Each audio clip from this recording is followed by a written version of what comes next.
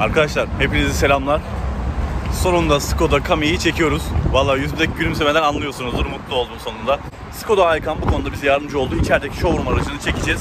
Şu an aşırı rüzgar var. İstanbul'un hiçbir yerinde böyle bir rüzgar yok. Bu sıcak havada çok iyi geliyor ama size şu anda ses çok kötü geliyor diye düşünüyorum. O yüzden hemen içeri kaçıyorum. İçeride muhabbetimizi ederiz. Çok merak ettiniz Kami'yi. Bir de gelin benim gözümden bakalım, artılarını eksilerini sizlere anlatayım. Bu arada Skoda Aykan'a teşekkür ediyorum. Çekmek kolay olmadı. Arkadaşlar kanala abone olup videoyu beğenirseniz sevinirim. Birazdan uçacağım. Az kaldı. Yorumlara bekliyorum hepinizi.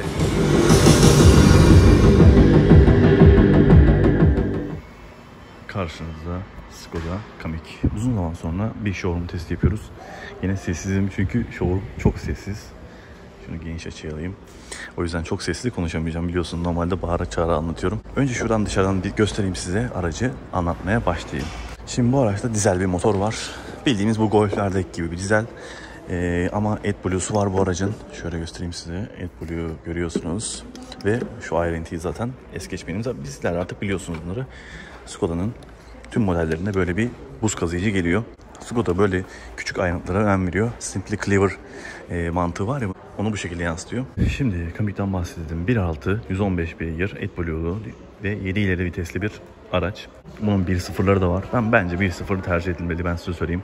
Artık ben dizel arabaları çok böyle güzel gözle bakmıyorum. 1.0 bence bu araba ideal. Niye? Çünkü 1.0'ı 200-210 bin lira. Dizeli 250-240 bin lira. Yani aradaki para cebinizde kalsın. Her zamanki gibi farlardan başlıyoruz. Farların üzerine bir çizgiler atıyorlar. Bu çizgileri Superb'e bakarsanız Superb'de de görürsünüz. Onun biraz daha böyle artık tasarım dili olarak kullanmışlar burada. Şöyle sinyalleri görüyorsunuz. Sinyaller halojen. Burada ledleri görüyorsunuz. Büyük ihtimalle bunu kodlamayla sinyalleri buraya alırsınız. Ben olsam böyle yapardım. Sinyalleri bunu kullanırdım. Basic ledler var. Yine aynı şekilde bak, buraya güzel Skoda Crystal Lighting diye yazısını bırakmış. Panjur'a baktığımızda Skoda'nın çoğu aracında bu şekilde.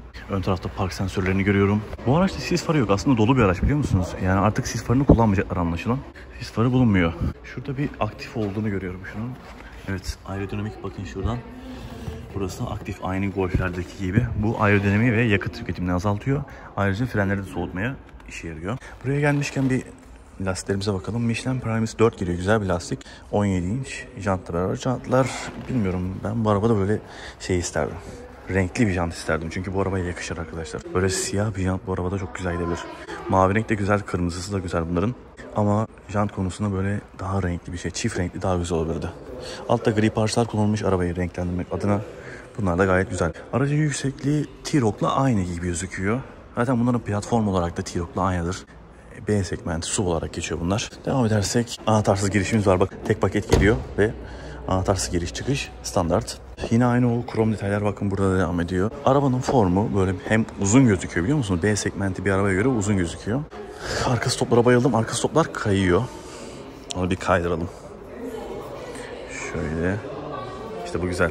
Skala'da da aynı farlar kullanılmış. Dikkat ederseniz tasarım tamamen aynı. Skala bunun daha alçağı olarak gözüküyor. Altta park sensörlerini görüyorsunuz. Arka tarafta böyle, arka tarafın bagajımıza gösterelim. Bagaj bayağı büyük. Şimdi B segmentinde çok büyük bagajlar karşılaşmıyoruz. Ama bu araçta ya Skoda'nın zaten olayı bagaj.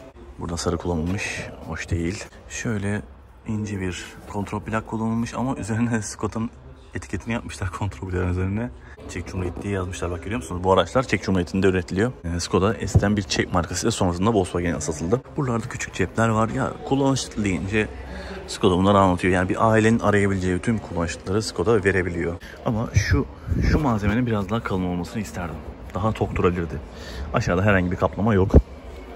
Bunları fabrika atıyor arkadaşlar böyle. Sanki sonra yapılmış görüyor ya fabrikanın attığı şeyler. Artık yeni araçlarda şöyle gövde rengini dış renkte boyamıyorlar, biliyor musunuz? Bu yeni araçlar nedense böyle, büyük ihtimalle bir kısma politikası ama Volkswagen'de falan da bu şekilde. Herhangi bir elektrik desteği yok. Şuraya şöyle bir sapınızı koymuşlar. Buradan çekiyorsunuz ve kapatıyorsunuz. Bagajda değineceğim bir şey kalmadı. Evet, kapattı ve kilitledi kendini. Şöyle bir alıcı gözüyle bakıyorum. Biraz daha yüksek olmasını isterdim bu arabanın. Biraz daha yükseklik bu arabaya çok yakışırdı. Ama arkadaki şu difüzör tarzı var ya, bu bayağı yakışmış. Yani arkayı önden fazla sevdim. Niye sevdim biliyor musunuz? Şimdi bak. Skoda böyle farları ayırmaya geçmişti. Görüyorsunuz bak, birbirinden ayırdı. Bunu ilk olarak Octavia'da yaptı. Octavia'da ayırdım. Ama şimdiki Octavia'lara bakın, hepsini birleştirilmiş şekilde. Yani bence bunu bir denedi ama çok fazla olumlu sonuç almadı diye düşünüyorum. Bilmiyorum, siz yorumlara yazın. Bunu seviyor musunuz, böyle ayrı bir farı? Sanki bu Citroen'in modellerine benzetiyor. Bence bunu makyajda yine birleştirecek, tek halde yapacak. Düşünsenize şunun şöyle komple yekpare bir far olduğunu, çok yakışırdı bence. Daha da arabayı büyük gösterirdi gibi bana öyle geliyor yani. Kaputun formu Karo çok benziyor. Şöyle size göstereyim Karo'yu, bak. Fark edeceksiniz zaten. Aşırı derecede benziyor. Aynalarımız katlanıyor, sensörlerimiz var. Bu paket premium paket. Tek paket olarak geliyor. Ön park sensörü, arka park sensörü, 17 inç jantları, işte yağmur far sensörü, anahtarsız giriş, aynaların katlanması falan. Hepsi standart. Bu arada anahtarımızı da göstereyim ben size. Şöyle bir anahtarı var. Herhangi bir krom bulunmamakta. Dışarıda şimdi cam tavan görmüyorsunuz. Bu aralarda cam tavan bence şart. Bu araçta da opsiyon olarak geliyormuş. Gelen olmuş araçlar, onlar satılmış tabii. Şu an zaten araç yok. Yine her zamanki gibi araçlar satılmış anında. İçeri geçeyim.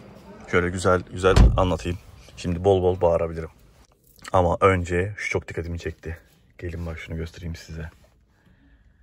Ya kapı kolum mükemmel gözüküyor ya. Bak şurada havada duruyor böyle. Cidden mükemmel gözüküyor.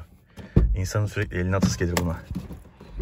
Arkasını da çok güzel yapmışlar. Böyle benekli noktalı. Baksanıza şuna. Cidden kapı koluna bayıldım. Yani sanki böyle premium bir arabadaki kapı kolları gibi olmuş.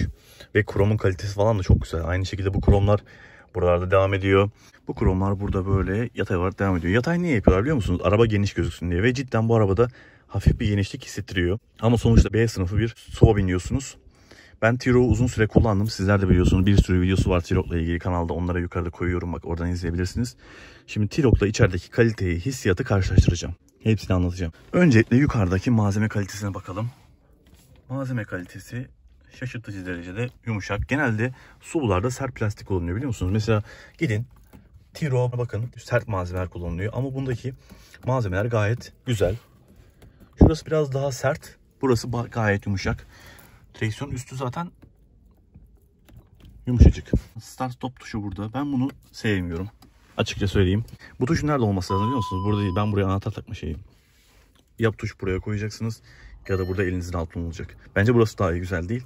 En güzeli şurada gözünüzün önünde olması. Havalandırmayı kapatalım. Bu arada havalandırma klimayı da göstereyim ben size, klima panelini. Bunun Skoda çoğu aracında kullanılıyor. Daha önce görmüşsünüzdür. Ama şu kalite hissi gayet güzel. Onunla ilgili bir problem yok. Herhangi bir koltuk ısıtma falan gelmiyor. Artık Type-C'ye geçti firmalar. Gördüğünüz üzere bu araçta da Type-C kullanılıyor. DSG'nin üzerine Skoda yazmışlar. Bunu çoğunda yapıyor ama ben şu vites topuzunu sevmiyorum. Bence bunu değiştirebilenler değiştirsinler.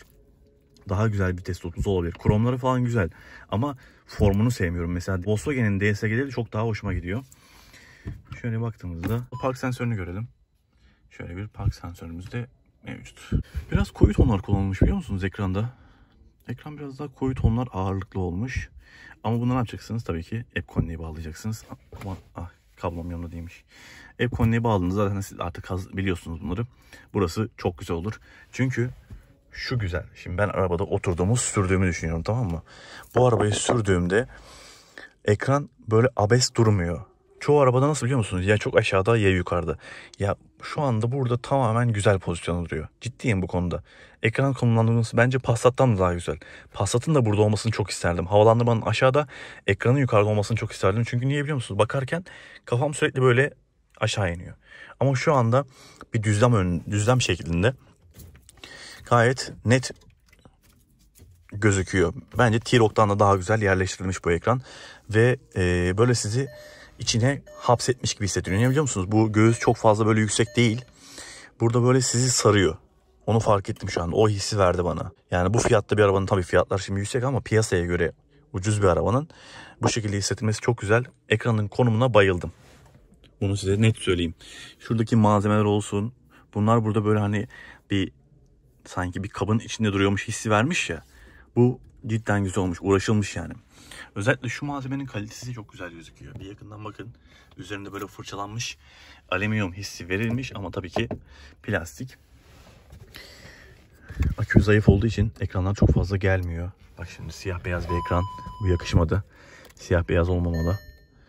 Şu ekrandan hemen bir göreyim, ekstra bir şeyimiz var mı? Asistanlar var. Ortalamanızı görüyoruz.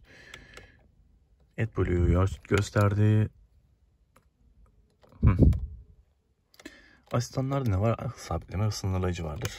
Evet. Ben bunun renkli olmasını çok isterdim ya. Renkli olmalıydı. Siyah beyaz hoş olmamış. Kadranların okunurluğu güzel ama. Şimdi bu fiyat bandında düşündüğünüzde hayalet ekran veren firmalar var. Bunu düşünmek gerekiyor.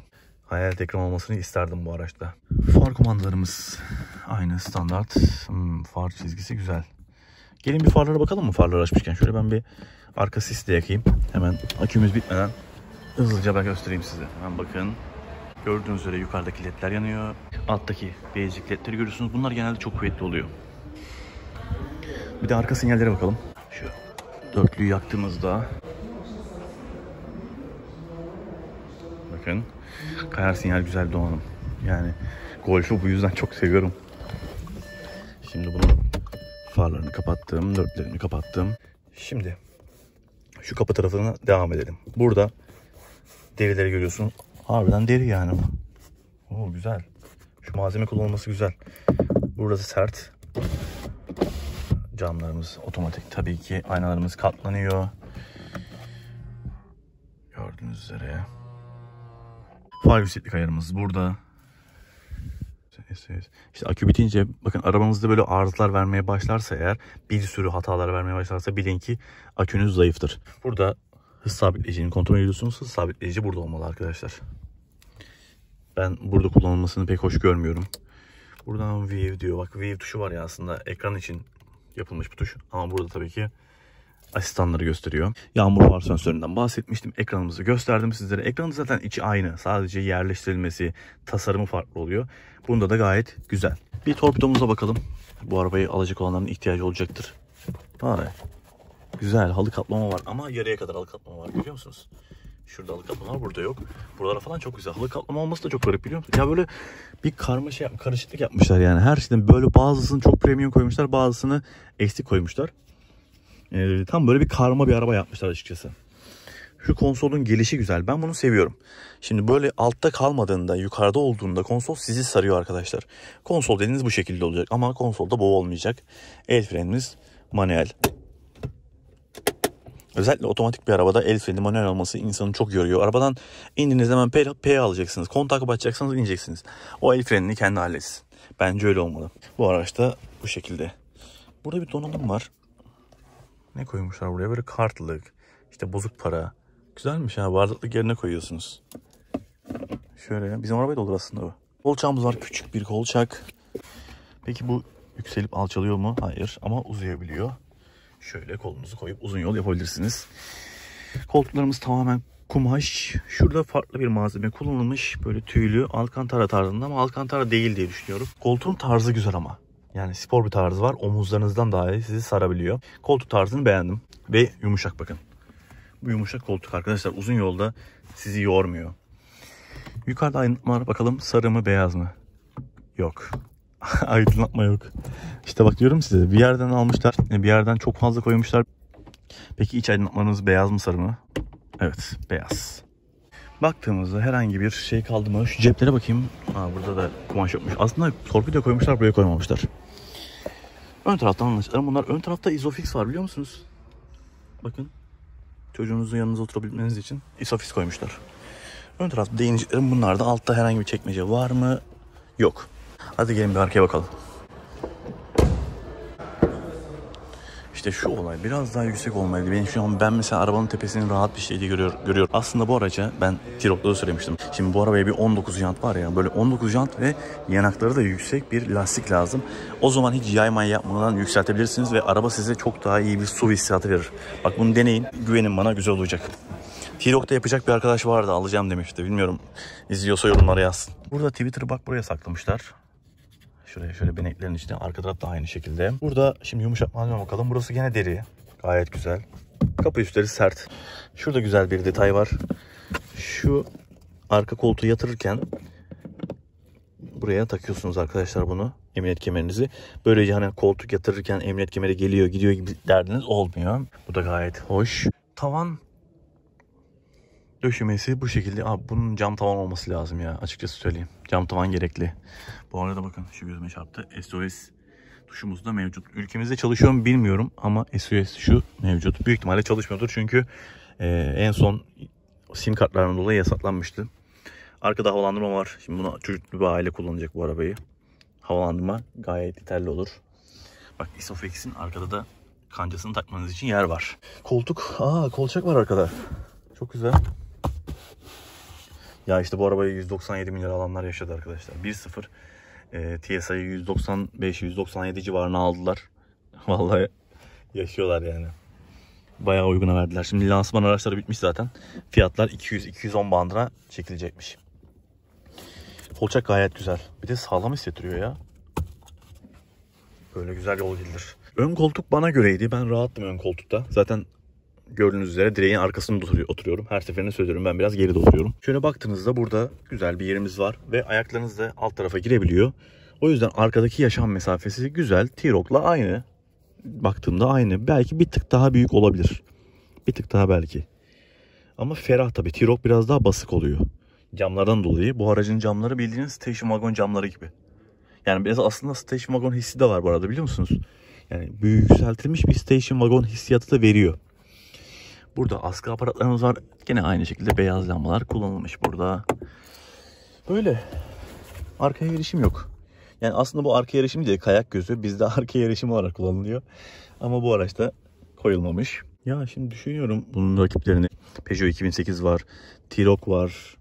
Arona da buna rakip. Ama Arona bunun arkasında kalıyor bence. Yani T-Roc'un avantajı, T-Roc'lar da 260-270 bin liraya 1.5 benzinlerini veriyorlar. Onların hayalet ekranları falan var. Ama iç malzemesi biraz daha kalitesiz. Özellikle konsol. T-Roc'un konsolunu pek fazla beğenmiyorum. Bunu gördükten sonra zaten biraz daha beğenmeye başladım. Bunun konsolu çok güzel. Buna emin olabilirsiniz. Bir hayalet olsaydı var ya, bu araba efsane gözükürdü. Yani hayalle şu ekranın böyle birleştiğini düşünüyorum, tamam mı? Böyle çünkü yakın yapmışlar bilerek. Artık yine araç tasarımlarında ibre ile multimedya yan yana oluyor. Yani bunda da çok yakışırdı hayalet ekran olsaydı. Sonradan takabiliyorsunuz zaten, biliyorsunuzdur. 5-6 bin lira civarına takılıyor hayalet ekran. Ben şöyle ineyim. Artık videoyu kapatalım.